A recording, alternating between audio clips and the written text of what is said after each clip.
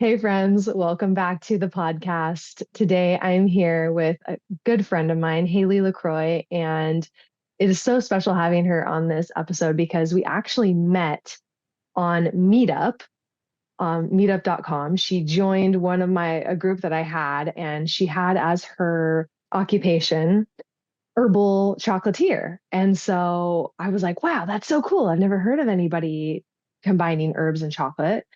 And so we started a conversation around it and that's how we actually ended up meeting. And so today I invited her on the podcast to talk about combining chocolate and herbs. As I'm sure most of you are, obviously, if you're here, you're interested in exploring herbs and bringing herbs into your life, into your kitchen. And probably most of you really enjoy chocolate because who doesn't enjoy chocolate? So today we're going to talk about combining herbs and chocolate. Thank you so much for being here, Haylee. Oh my gosh, thank you for having me. It's wonderful. And in case you want to explore other conversations I have with Haylee, she's on podcast episode 11 as well.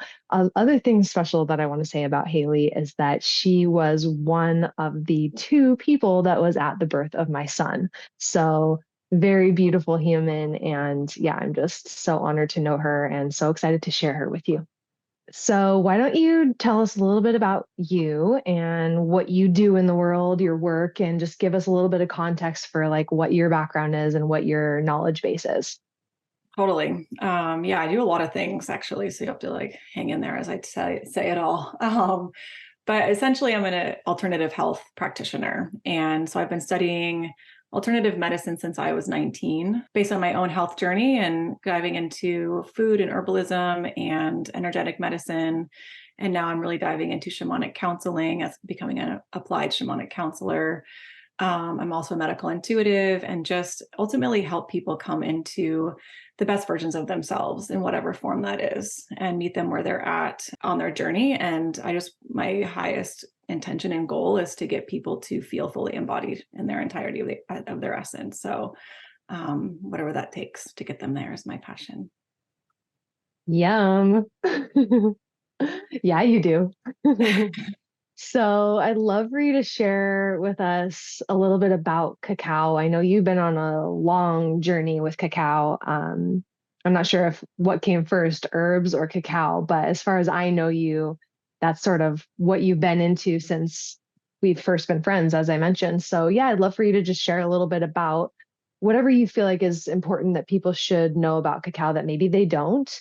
And also to sort of just give them a little bit of context for how they can apply it with combining it with herbs. So, in terms of cacao, I mean, I think the most common like reasoning to use cacao nowadays is for like your bliss chemicals to bring joy and happiness into your brain. A lot of people say it's heart medicine, and it is. It's definitely beneficial for your heart in the context that it dilates your blood vessels and it helps to create blood flow in your system. And so when I got into combining herbs with cacao, I understood that because it helped to deliver more effectively the herbs that you combined with it, I felt really inspired to blend them and to play around with different herbal combinations for different purposes. And at that time, I was working with people who had traumatic brain injuries, and there was a little bit of research around the benefits of cacao and brain health. And so I blended in. I used to use powdered herbs, which I think is a very simple way to do it for brain health, and then that would help to assist in brain recovery. And so cacao specifically, there's other components that are really beneficial. The Mayans used to use it as a celebratory drink, and they still do use it as a celebratory drink. They won't drink it if there's something that's happened that's if a death has happened or something that's sad. They don't drink cacao to bring joy and to bring connection that they're searching for. Instead, they use it when they feel good and they want to connect and like relish in life. So kind of like the history of it, it's more so along those lines. And the Mayans, for a little bit of context, are the culture that has been using cacao for the longest of time that we know of. And so they're like the initial ancient culture that has just loved this medicine for so so many years, and they still are alive today, and they're still doing cacao ceremonies and honoring cacao and honoring this medicine and still utilizing it. And so now we can use it to incorporate in our own daily rituals, our own ceremonies. When we want to connect to others, it's a really beautiful drink to make with that intention. And it's definitely a powerful community, I would say, builder, or at least just like a community, bringing people together in community. Cacao is really beneficial for that. Yeah, I think it's cool that probably most people are obviously familiar with chocolate, which is like maybe a more diluted form. Like cacao would be the base of that. And then chocolate would be like, people add milk or they add sugar, obviously a lot of sugar things. So, but at the base of it is still this cacao medicine. And so I think that it's one of the things that you're tapping into that I want to just even bring in more is like that we can use this as a medicine and realize that this is another medicine that we might already be accessing, and use it with more intention and have more awareness of like, what is this medicine doing for me? Just like we might be using like rosemary in our cooking, but not actually know that it is helping us in all these ways. So I think it's cool that we're having this conversation because people can be aware that something that they're already enjoying, even if it's in like a cookie they bought at the grocery store, they can have a deeper awareness for the medicine that it may be bringing to them. So, what are some herbs that you would recommend for people to combine with cacao or chocolate? It kind of depends on what you're looking for.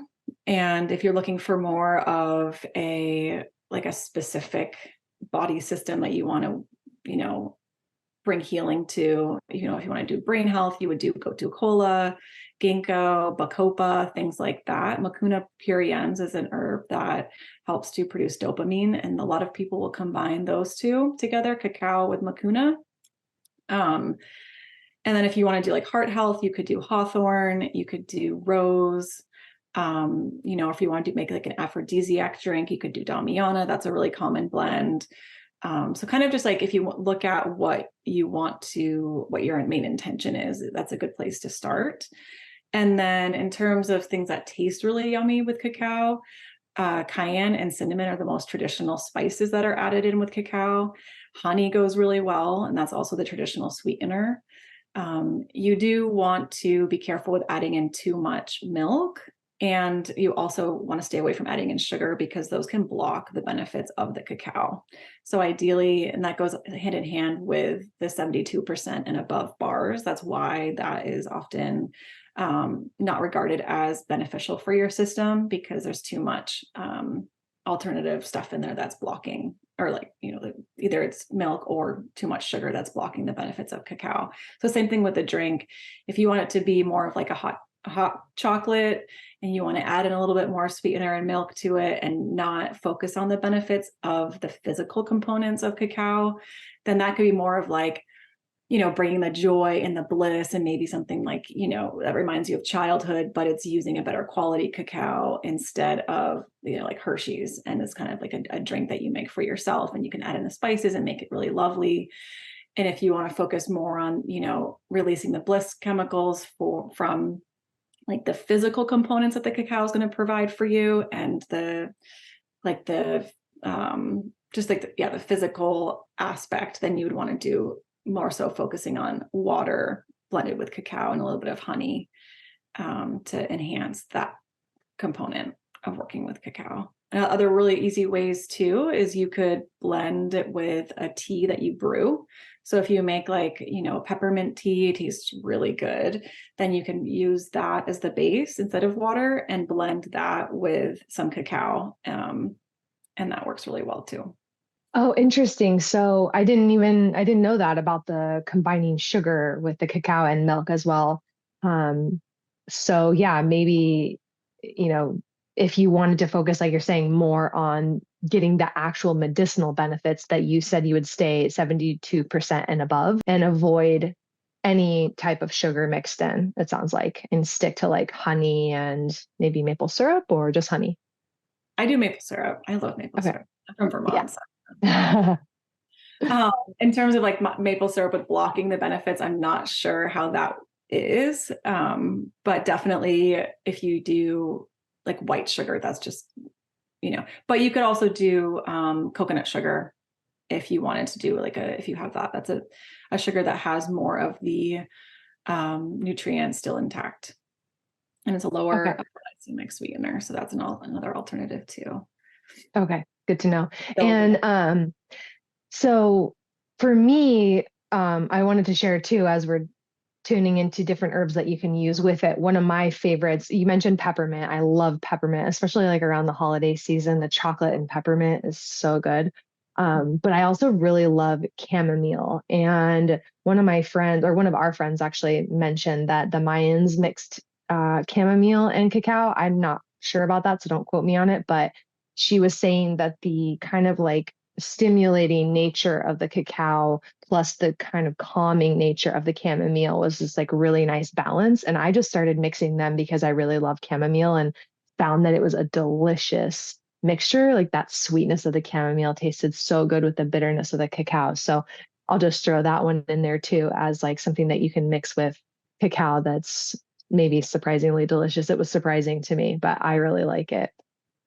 So you mentioned making tea and mixing in cacao, like I would imagine in powdered form. What are some other ways that you would blend cacao and herbs together? yeah, and you mentioned the powder form. So you can do powder, absolutely. However, I like to do the paste. And so that is the whole form of the cacao. It's not, when it's in the powder form, they take out the fat. And Mm, so I like to use the whole form as much as possible. And that has all the components in it. And then you want to blend that up in a blender to get it really equally like emulsified and to get it smooth. Because otherwise it can be like chunky and kind of sink to the bottom if you just stir it, and it can just separate. So that'll mix the fat with the water really nicely. That's my favorite way to use cacao, is making it into a drink. And that's also the traditional way that they used to make it.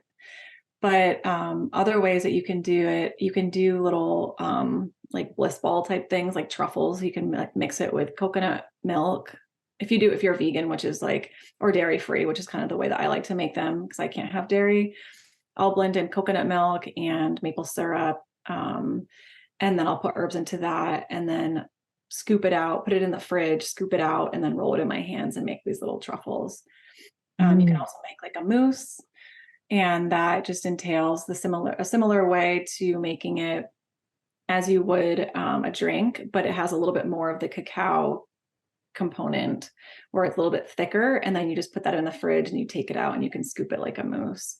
And that again, that specifically uses the whole form of cacao, the paste, and not the liquor, yeah, cacao liquor paste. Yeah. So So, how would people go about purchasing it in that form as opposed to like for me, I have a bag of like organic fair trade cacao like powder in my pantry, and that's how I typically use it. So how would people go about getting it in that form? yeah, you can get it on Etsy very easily. If you just type in ceremonial cacao, and you can get it in a block form, and then you just cut it from there. Some people will have it in a ground up form. Yeah, I would say that's the way that I like to do it, because then you support, smaller businesses who are selling it, and you just want to look for ceremonial. I like to support Nana Marina specifically. She's a Mayan elder, and her company name is Ixmucane. It's Ixmucane. And that one, some people are selling on Etsy. Yeah. And then another one is Cacao Laboratory. They're kind of like a really big company, not massive, but enough where they have really good quality cacao that you can buy from them. So one of the ways that I use it to combine it with herbs, I'll just share, is I like to do like herbal lattes, which I've talked a lot about on my YouTube channel. And I think I've talked about on the podcast as sort of like a beginner way that you can make herbal drinks. I do like a protein hot chocolate in the morning, and sometimes I'll add herbs to that. So I do boiling water. I make a tea. So I could make like rose tea, chamomile tea, peppermint tea, as we talked about, and then pour that into a blender with some sort of plant milk or whatever milk that you want. And I like to add protein powder because I like to start my day with protein immediately. And then a little bit of sweetener. So I do maple syrup because it's the best and blend that. And it turns into like a frothy, delicious drink that is, you have your base tea is your herb, you have the cacao powder, or you could use the whole form. And then I like to do protein powder, which would be optional, but that's kind of the way that I like to combine them and that I've been combining them lately. So you could do it with or without protein, but that would be a really easy way to do it. Any other ways that you would recommend to combine herbs and cacao? I know you were mentioning orange peel. You could possibly do like a chocolate orange peel cookie or something like that. Yeah. Oh my gosh, totally. You can make a really yummy cookie. Yeah. And again, if you use a good cacao, then that's the component that you want to focus on as well with that too. Again, staying away from Hershey's and staying away from like Lind and those bigger companies. But yeah, that would be super yummy, making a really highly potent chocolate cookie and put some orange peel in there, or maybe like an orange essence. It wouldn't be the whole form of orange, but you could get that like orangey flavor if you wanted that. I don't know how much the peel would work in a cookie, but I think, or you could make like maybe an orange peel tea and then drink that alongside the like really chocolatey cookie. Ginger also goes really well with cacao and with chocolate. So you could, make a same type of thing, like maybe a ginger tea and then eat a chocolate cookie, and kind of blend those that way. Or do like a ginger snap with maybe some like chocolate chips or something like that. Or like the cacao powder or like the chocolate like whole chocolate chunks or from the paste or something like that. That could be really yummy. Yeah, there's so many different ways that you could get creative with this, even if you didn't combine them until you put them in your body.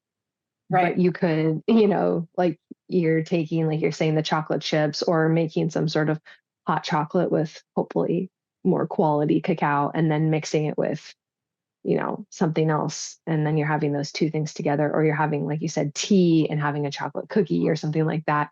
Um, just thinking of ways to combine these different medicines because they all are medicines and using them in a more intentional way. And also just remembering that you're playing with, plants from the earth. And so this is like another way to get creative, another way to connect yourself to the earth, another way to ground yourself, another way to create presence in your life, create more rituals and yeah, and just nourish yourself from a deeper place. I mean, another thing that I really liked doing with like a hot chocolate, making it more of like a cozy wintry drink to get more herbs in there, is I would make homemade marshmallows that are super simple. And that is made with gelatin. And if you get a good quality gelatin, then that's better, and that has a lot of nutrients and benefits to it. And then I would put in ground marshmallow root powder into that as well, and then probiotics, and so kind of just like boost those marshmallows to make those really healthy. And yeah, this is going to have more of the like sugary or the honey component and the maple syrup component that kind of negate many of the qualities. This is for more just like your joyful immersion with drinking some hot chocolate and eating some healthy marshmallows, but still a really nice thing to have in the winter. And I also love putting in mushroom powder. So I have like a 14 blend mushroom powder that I'll put in there, or sometimes we'll have just like reishi extract or like a reishi extracted powder or lion's mane or chaga, and I'll put those into my hot chocolate too. So mushrooms go really well with cacao. I highly recommend blending those together. Yum. Yeah. Yum. Okay, awesome. So I just kind of want to like circle back to the benefits just to like anchor it even more deeply into why we would want to be using cacao or chocolate with the herbs. So it sounds like to open the blood vessels essentially so that our body can take in more of the medicine, not only from the cacao, but from the herbs, right? Yep. You mentioned bliss chemicals. So obviously feeling good and increasing more joy and enjoyment of life. And then brain health, you said.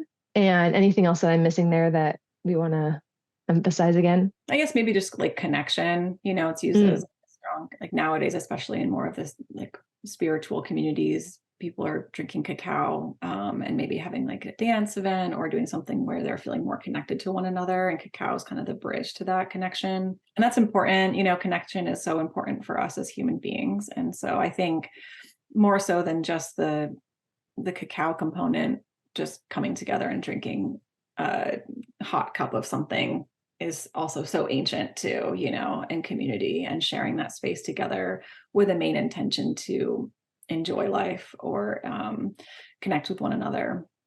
But cacao is definitely being used as that. And then, yeah, like I said, ancient, the Mayans would use it as like a ceremonial way to experience enhanced joy and enhanced life in general when they would come together. I've had moments with cacao where I've really felt my heart opening in a big way. And I know you touched on that before.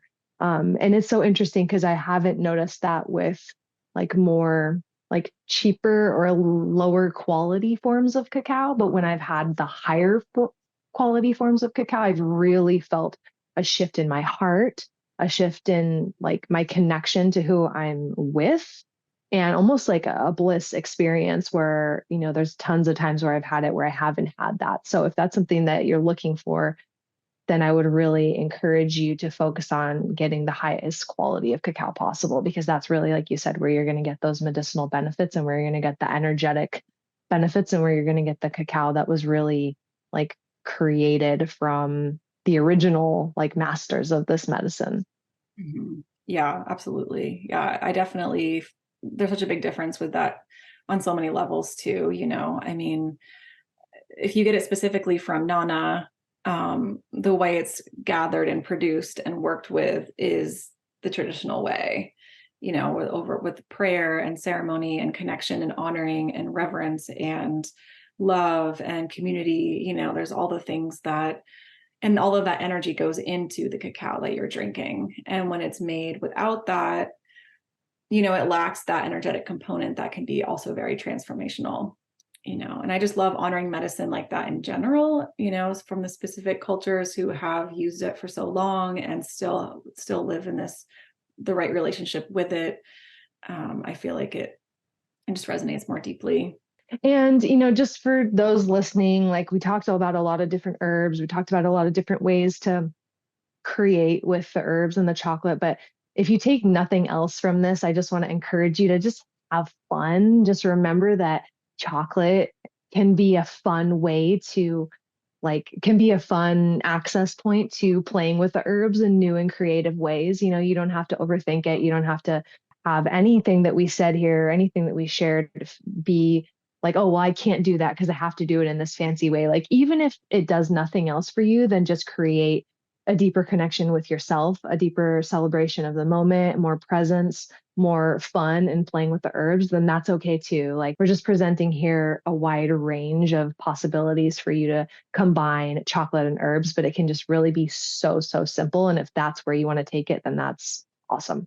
Is there anything else you want to share about this before we close out? I mean, I guess one thing that came through my mind is making sure when buying to buy high quality cacao, also because of like the potential of heavy metals and just things being in the cacao, that you really do want to make sure that you're getting it from people who are paying attention to that and testing their batches. And mold can be an issue. There can be a lot of things with it. So you definitely want to get from the right resources. And so something else to consider. But yeah, definitely have fun with it.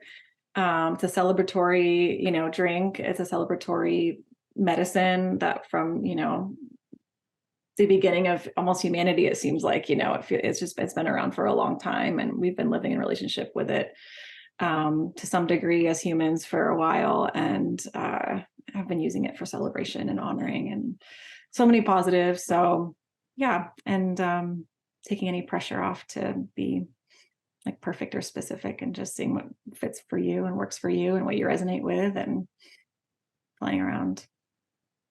Awesome. Thank you so much for being here and sharing your wisdom around this. And for those listening, if you enjoyed our conversation and you want to hear more of Haylee, and what we talk about in podcast episode 11 is connecting with the spirit of plants and herbs, which is such a fun conversation. And so I definitely recommend heading over to the podcast and listening there, or the YouTube channel. If you're listening on the podcast now, I also have a YouTube channel with a whole playlist of beginner herbalism videos and other ways to play with the herbs. That's just makes it accessible, makes it fun and easy, and reminds you that you already have a relationship with all of these plants, and just to have fun with it. Thank you all for listening, and we'll see you on the next podcast episode. And I'll have all of Haylee's contact information and the links and stuff that she mentioned below in the show notes. Thanks so much for being here, Hen. Well, thank you, Erinn.